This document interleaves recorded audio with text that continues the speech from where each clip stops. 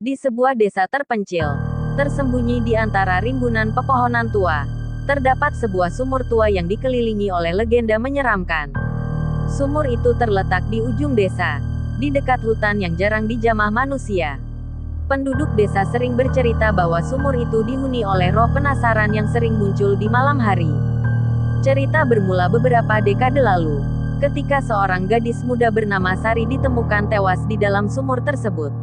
Sari adalah anak tunggal dari keluarga sederhana yang tinggal di tepi desa. Suatu malam, Sari hilang tanpa jejak. Penduduk desa mencarinya kemana-mana, tetapi tidak ada yang bisa menemukannya.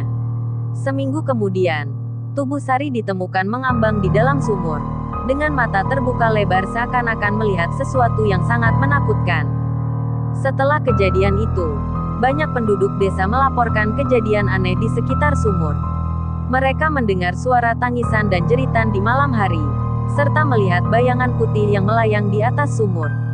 Beberapa orang yang nekat mendekati sumur itu di malam hari, dilaporkan hilang atau mengalami gangguan mental setelahnya. Desa menjadi semakin sepi karena banyak penduduk yang memilih pindah. Namun, ada seorang pemuda bernama Budi yang tidak percaya pada cerita-cerita hantu tersebut. Suatu malam, Budi memutuskan untuk membuktikan bahwa cerita hantu sumur tua hanyalah mitos. Dengan membawa senter dan tali, Budi pergi ke sumur itu sendiri. Saat tiba di dekat sumur, udara terasa lebih dingin dan angin berhembus kencang. Budi merasa merinding, tetapi dia tetap melangkah maju. Dia menyorotkan senternya ke dalam sumur yang dalam dan gelap. Tiba-tiba, dia mendengar suara gemerisik di belakangnya. Ketika berbalik, dia melihat bayangan putih berdiri di tepi sumur. Bayangan itu semakin mendekat, dan Budi melihat wajah Sari yang pucat dan matanya yang kosong.